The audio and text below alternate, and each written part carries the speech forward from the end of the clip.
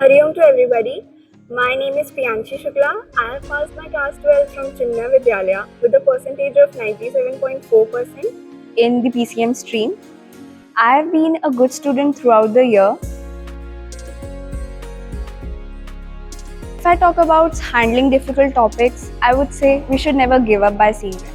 Even I have encountered many tough questions, but whenever I encountered them, instead of feeling scared of them or just escaping to solve them, we should face them, we should gather our courage and solve them, because when we'll solve them, even if we get wrong, we'll know what's the right. And when we'll solve different questions enough time, then we'll suddenly grow up good in that subject and ultimately it will become easy for us.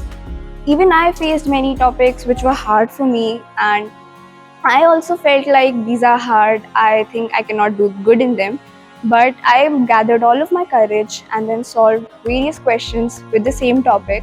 Even though I got wrong in the start, like all of the questions went wrong, but suddenly with practice, each and every question got right, and the topic turned out very easy. But I was a little scared because in starting it was difficult for me. So we should not give up with difficult topics, rather we should practice more, because practicing more would get the fear out of us and we can do great in that specific area.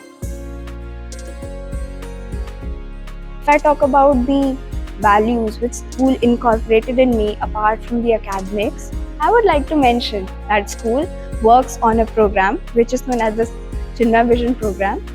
This helps the student to grow a lot. We develop qualities like patriotism, universal outlook, integrated development, which includes a development of a whole person, spiritually, intellectually, physically, and mentally. These values helps the person to grow into a better human being, incorporate um, values like respecting the elders, confidence, having faith in yourself and the God too.